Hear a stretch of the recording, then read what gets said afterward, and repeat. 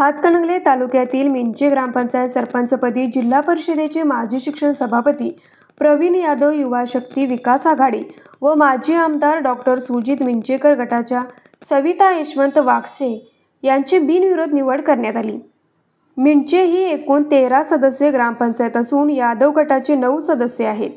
यापैकी 4 वर्ष यादव गटाच्या रंजना जाधव यांचा सरपंच कार्यकाल उल्लेखनीय राहिला। त्यांच्या कार्यकालामध्ये त्यांनी अनेक विकास कामे केली। शेवटच्या टप्प्यात पार्टी नियमाप्रमाणे सविता वागसे यांना सरपंच पदाची संधी देण्याचे ठरले होते। त्या पद्धतीने सरपंच रंजना जाधव यांनी आपल्या सरपंच पदाचा राजीनामा हातकणंगले गट विकास अधिकारी यांच्याकडे सुपूर्द केला। तो राजीनामा मंजूर झाल्यानंतर नूतन सरपंच निवडीसाठी आज झालेल्या बैठकीत सरपंच पदासाठी प्रवीण यादव गटाच्या सविता वागसे यांचा एकमेव अर्ज दाखल झाल्याने त्यांची निवड बिनविरोध झाल्याची घोषणा निवडणूक निर्णय अधिकारी पांडुरंग धुमाळ यांनी केली। सदर निवडणुकीचे कामकाज ग्रामपंचायत अधिकारी सुभाष पाटील यांनी पाहिले।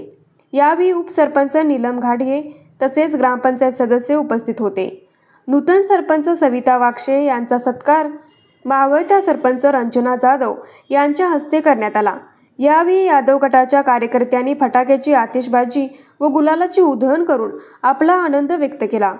नूतन सरपंच सविता वागसे यांनी माजी जिल्हा परिषदेचे शिक्षण सभापती प्रवीण यादव व माजी आमदार डॉक्टर सुजित मिंचेकर यांनी शुभेच्छा दिल्या।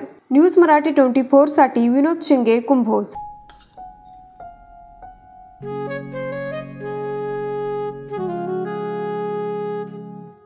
बाबा, आज येताना बासुंदी घेऊन या ना। अगं, कालच आपण आईचा वाढदिवस होता म्हणून आणली होती ना।